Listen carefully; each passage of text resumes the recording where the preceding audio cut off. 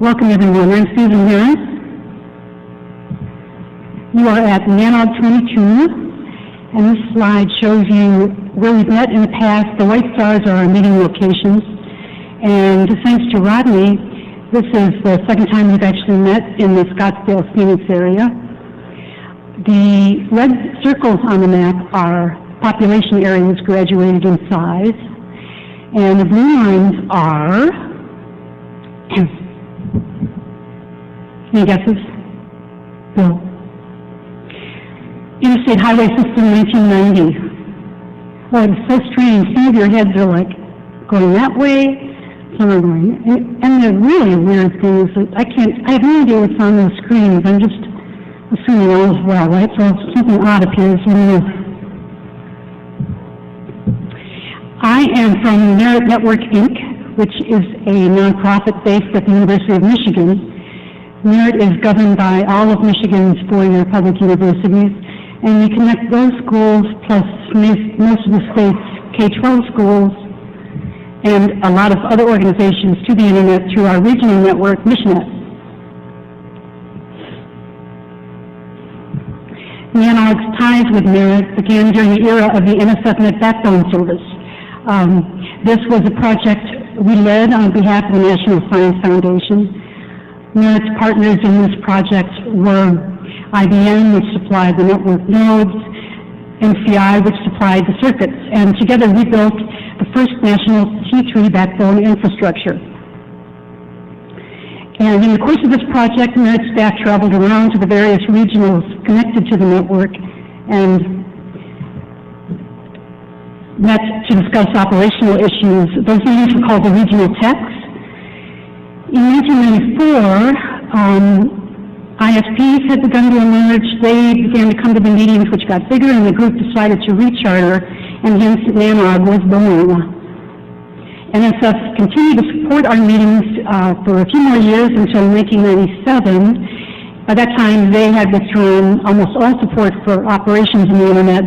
So now we're funded by you through your registration fees, through the many organizations that contribute, and through our hosts like Rodney. And here are the smiling faces of our previous leadership. They're all here. We'll be buzzing around in a meeting.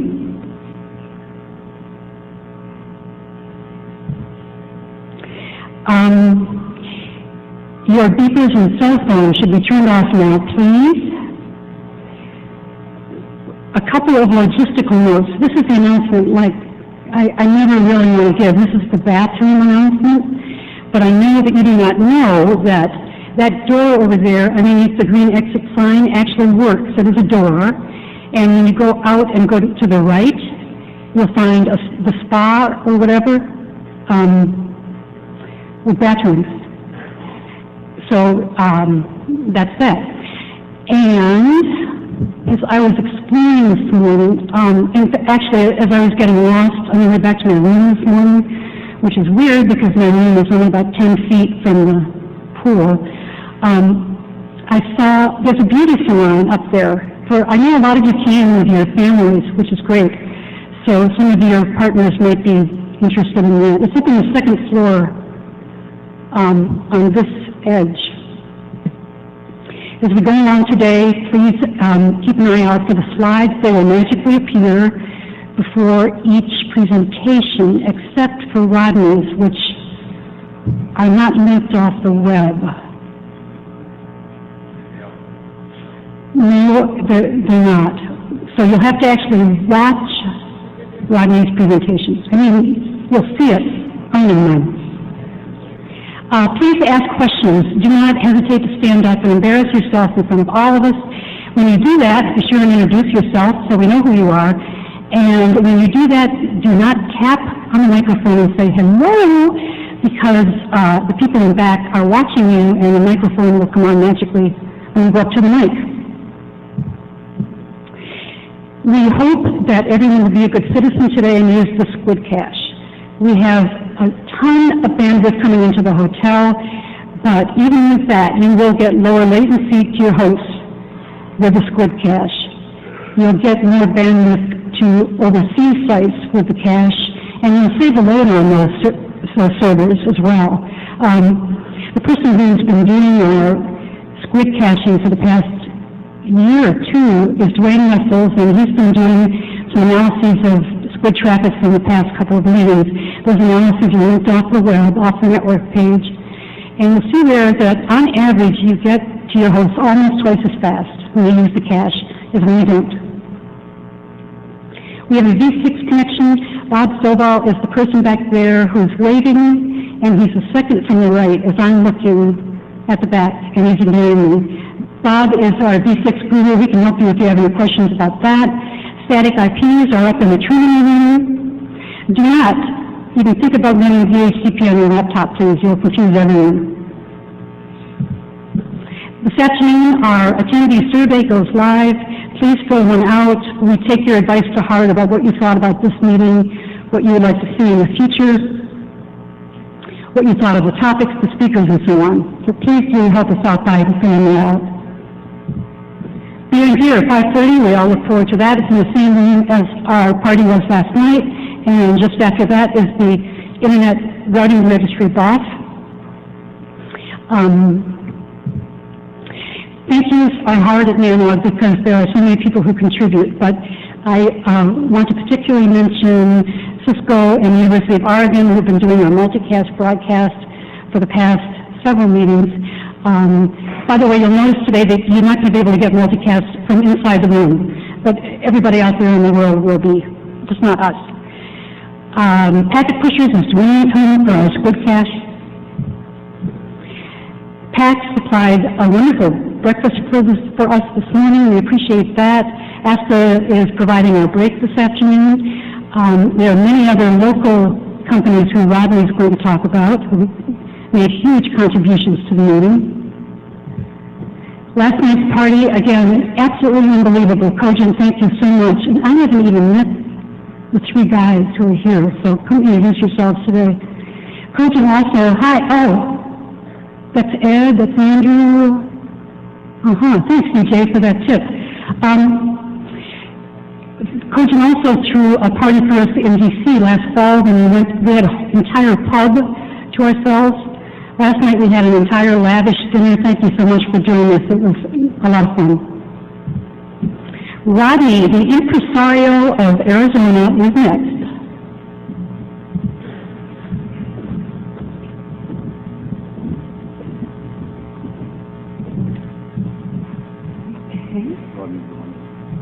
Rodney what? One.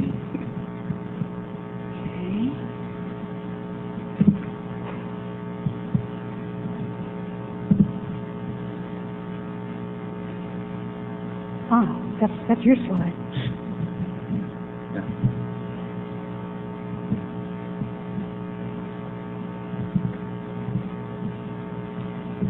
Thanks very much.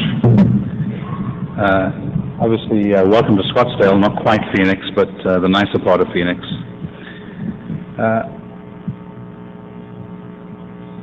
First of all, the network overview that Susan insists that everyone know about. It is actually pretty interesting. One of the biggest problems that I had when I agreed at very short notice to host this NANOG is the issue of connectivity. This is one of many hotels in Scottsdale, reasonably old, and no fiber, copper only. The last time that I hosted NANOG was about 3 or 4 years ago, and T1 was all that we needed. This year, the requirements were for at least 10 megabits. There's 6 megabits used for multicast, and 4 megabits for you guys, assuming to use the squid cache. So we had some challenges.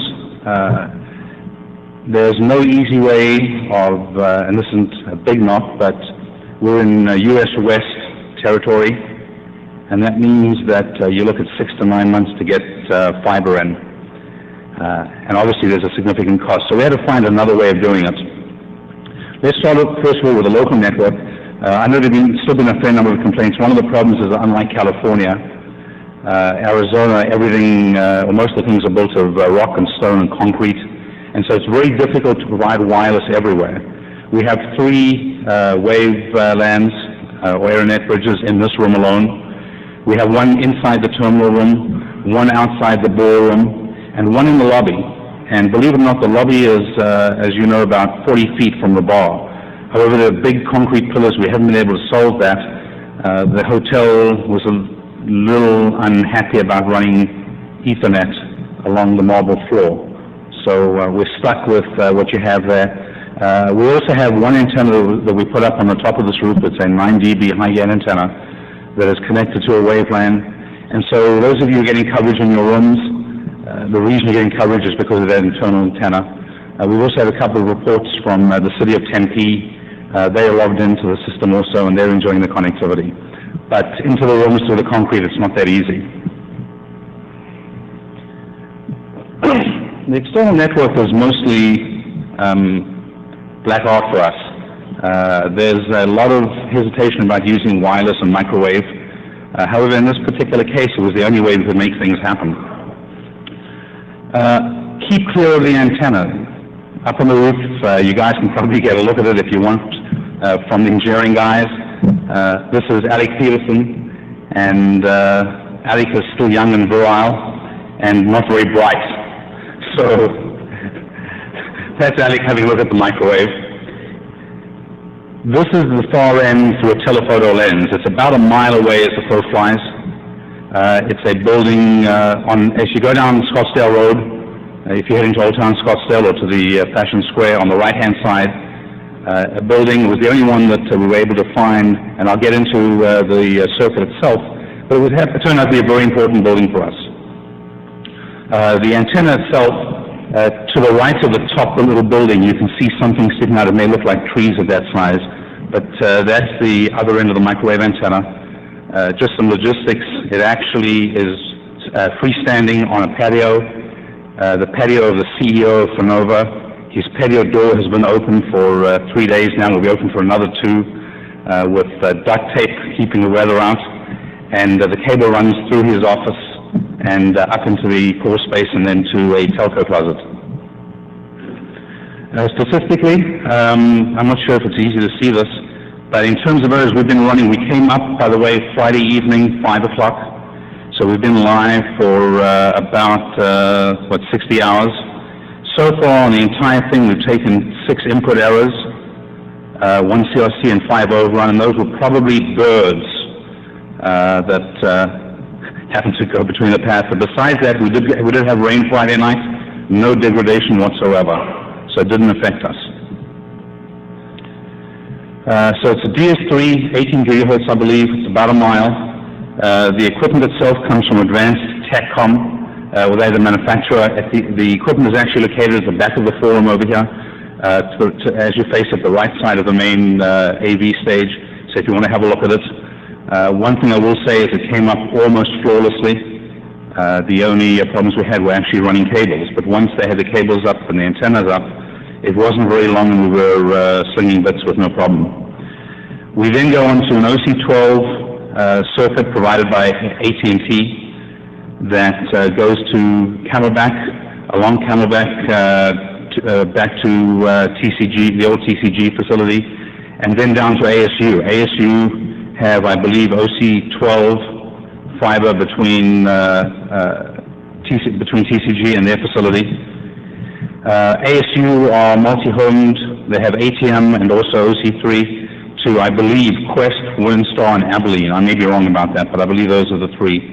So if you see some odd routing, it's really coming from the mix of those 3. These are people I wanted to thank for all the work that's done. One thing I will tell you, it's not easy to put on a NANOG. I learned that 3 or 4 years ago. It was much easier when I still owned Genuity because we were sort of an ISP and sort of a telco, and we could get things done in Phoenix. Even then, we had a couple of hundred employees. It was reasonably difficult. Senegate has only 16 employees, and we're not an ISP, we're not a telco. It's very, very difficult to do it on our own. A number of Phoenix companies stepped forward without hesitation to help. The first one, I'll do it in order of the technology we use. CSG Wireless, a local wireless company out here. They've been around since, I know of them since 1994. Ken McLeod, Rich Gonzalez, Gary Christensen, and Dan Waters, some of whom are here today. You may see them around. If you do, you may want to talk to them about the wireless technology. Very interesting. They also got to OC3. and has some very successful OC3 implementations. Finova is the financial company in Chapter 11, which made it more difficult. They can't do very much. They own the building and the facility that AT&T's fiber came into, and the fiber is also in there just for them. Once again, a really important thing. Don't ever deal with the corporate executives. Start off with engineering. You get lots of things done that the corporate engineers, that the corporate people know nothing about. So I'm sure the CEO of Finova is wondering what experiment they're running, what they're doing to help their financial situation currently.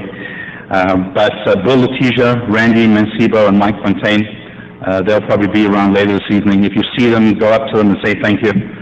Without them, this would have been impossible. They had the only building that AT&T could find, line of sight, where they had facilities. Talking about AT&T, we can mock AT&T as much as we like. I have to tell you that about 2.5 weeks ago, we started the conversation with AT&T when it looked like the original plans weren't going to work out.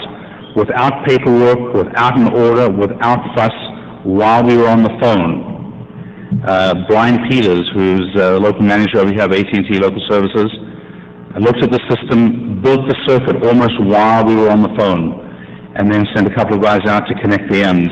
Jay Carlin, who's the local director, didn't hesitate to give us help. So AT&T really stepped up over here, and without AT&T, this wouldn't have happened. ASU Connectivity, Bill Lewis, who's the vice proctor, Darrell Eschbach, Joe Askins, and Scott Gardner. Scott with the routing and the multi-band side. All of the connectivity you're getting is thanks to them. And I think at least Scott and Joe are here today. Wiring, network engineering design. A couple of guys that came out of, I believe, Mindspring and Atlanta. Worked over here for a while. Danny Pitt and Nate Hollinger. All of the wiring you see, they've been here since Friday laying wire. Not very easy to get around this hotel. The hotel is not wired for Cat 5, so everything you see was fresh laid. Interesting thing about this NANOG, you may have noticed, very few wired hubs, all at the back. There's a message. In future, bring the wireless, because my guess is this may be one of the last NANOGs where you can actually plug in. Get 802.11 and you'll find life a whole lot easier. So they had an easy job with that. There were, I think there were about 120 ports all at the back. If there's somebody at the front who wondering why there's no Ethernet, it's all in the back section. This particular NANOG, you'll notice the design's a little different. I learned from 4 years ago, and I've learned from the other NANOGs I've been to. And hopefully you'll notice the differences. The room is obviously much bigger, but it's been used, I think, reasonably well. When people walk behind you between rows, you don't have to get up or breathe in. Lots of room between them. I assume that you're happy with the power that you've got. No one's short of power. There are quad outlets, 4 for every 3 people. So if you're running some kind of Quake server on the side, there's plenty of power and plenty of bandwidth. The terminal equipment from Motorola. Once again, no hesitation. We had some equipment at Senegate. Some of the people are here today from Senegate, so we borrowed a couple of Unix boxes and re-OS'd them. But the rest of the stuff and the screens came from Motorola, Bill Austin, Jim Harrigan, and Larry Greeby. Senegate folks, not that easy to spot. One of the suggestions I might make is that one of the future NANOGs have a way of perhaps a different color t-shirt for the hosts. So it's easy to, number 1, go up to them and ask for help, and number 2, go up to them and thank them. These are people who obviously have volunteered. They get paid for during the week, but not for weekends. The setup is all over the weekend. So these are some of the names. I'll read them very quickly and we're almost done. Lisa Tilton, who's my assistant, who really coordinated just about everything. And when you checked in, she was up at the desk in the front. Lisa Gregg, who wrangled all of the technical side. Alec Peterson, all of the routing. And then Nick Main, Todd Goulet, Kevin Mayer, Jay Denenbein, and J.D. Austin, Eddie Williams, and Bob McClure. We'll get to Bob in a second. Kim, Rachel, Carol, Audrey, and Des are some of the girls who saw upstairs at the desk. One of the questions I was asked was, what about Plan B? So we actually did have a Plan B. RFC 1149. So, fortunately, we didn't have to use them. They're sitting waiting in case the system goes down. But with the 6,000 second round trip times that we saw, it's not going to be much fun. So, with that, welcome to NANOG. Just the last thing was on Bob McClure. Bob is a retired engineer. He's on the board of SCO, and he took it upon himself to do the design work. So the T-shirt design comes from Bob. It was also Bob's idea to have the NANOG grog. So there's something different that was specially brewed from a local brewery over here in Phoenix called Real Salada Brewery, a great microbrewery, and the beer is available throughout NANOG, all as a result of Bob McClure. So hopefully you guys, if you see Bob around tomorrow, he's out of the country at the moment, you'll say thanks to him. Welcome to NANOG and enjoy the rest of the show.